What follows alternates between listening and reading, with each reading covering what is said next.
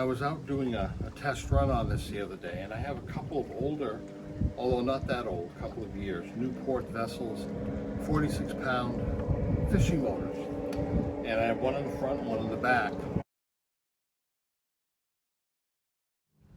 It started off really good.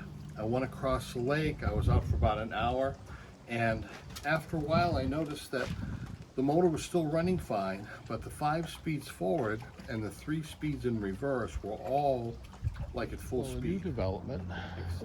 The motor in the rear has 1 speed. 1, 2, 3, 4, and 5. Number 4 drops down to about half speed, but all the other ones are full speed. So, that's not fun. But it's pretty much full power for all the speeds. So I kind of figured that it was the control switch, and so I got online to order one of the new switches from Newport vessels, and there was a little chat box at the bottom. I brought it up, told what the problem was, and immediately someone came online and said it's the 5-position speed switch, and it was right away. It was like no question. So just as I thought, I guess it was a second opinion. So I ordered one for $22, and came in today, and we're going to put it in. Now I've put speed switches in Minn Kota motors before, and these Newport vessels seem like Minn Kota clones almost in the way they're made, but they do take a different switch, their own model, but it's very, very similar. So that if you have a Minn Kota motor, which is what a lot of people have, okay? It should be extremely similar to taking this one apart. Now, do we need to make a video about replacing a speed switch? Probably not, unless you've never done it before. So here are some things to watch out for that can make it a lot easier. Take this off, and I've already done it. There are 6 Phillips head screws along the bottom edge. You'll need to be able to go in kind of deep, and it helps to have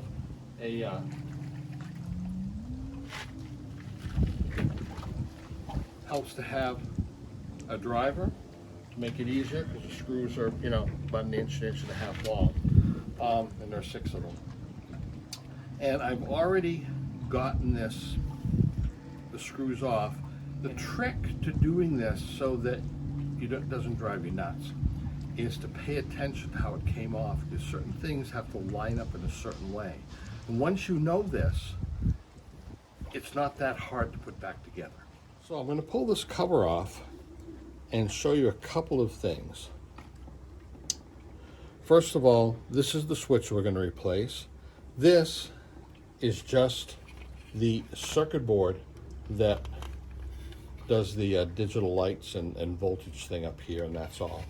And we can unclip this, but I'm just going to let it hang because it's not heavy and it won't damage anything. Now, the thing to pay attention to is this ring right here. It has a little slot in it, and this coupling right here has a little slot in it. And notice there's a ring here, and there's also one here. And when you put this back together, that top part, those two top rings, have to slide onto here and here. The thing is these are movable, so you might have this one lined up, but this one might suddenly be, see here, a little bit forward or a little bit back. So that's the thing to pay attention to. And if you're aware of it, it's not hard to get it lined up. But if you don't know about it, you're thinking, what the heck is going on here? So let's take and replace this switch. And I'm going to pull the handle out and just let it hang here. This part is extremely easy to do. And I'm going to pull the switch out. And even though it's pretty obvious of the way things should go here, one of the best ways to do this is to just remove one wire and then put it on the new switch. And so doing it one at a time until they're all replaced. Some of them have to do directly with the power and have a small screw that holds the wire on, and some of them are just control wires, so they have a little pull-off connector here. So we have a large wire here with a screw connector, we have a ground wire on the back with a screw connector, we have a hot wire here with a screw connector, and another hot wire here with a screw connector. So we have 2 pull-offs and the rest are screws. So let us see what we can do here. What kind of damage can we do?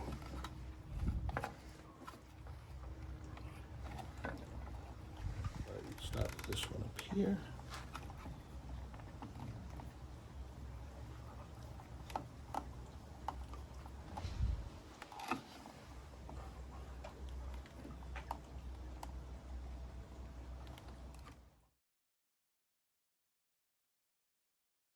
Well, a little bit different from the ones I've done. Let me see what you're going to show you what you're going to be dealing with.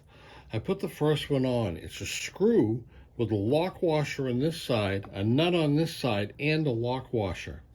And these things are tiny, so I'd be better be ready with some needle nose pliers and some patience, and not having fumbly fingers like I do at 70 years old.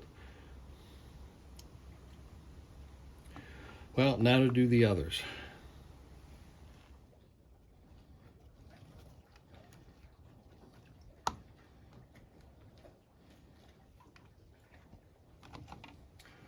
Phew, that's the second one. Well, there it is. Now I've just got to line it all up. I will say those little nuts and screws were a pain. Well engineered for strength and durability, but boy, what a pain to work on. I want to point out this small clip. The switch has a tab that goes underneath it that stops it from being pushed back when the throttle handle is moved forward and backward. Okay, so now for the test. I'll hold this down manually here, and I'm going to jump into first, second, third, fourth, and fifth speed. So far, so good. And reverse, 1, 2, 3. Perfect. Okay, let's cut the power and then try to put this back together. By the way, there is a small clip that holds the cap to the motor head, and a lot easier to remove it, I guess, and it comes off easy in order to work on this thing.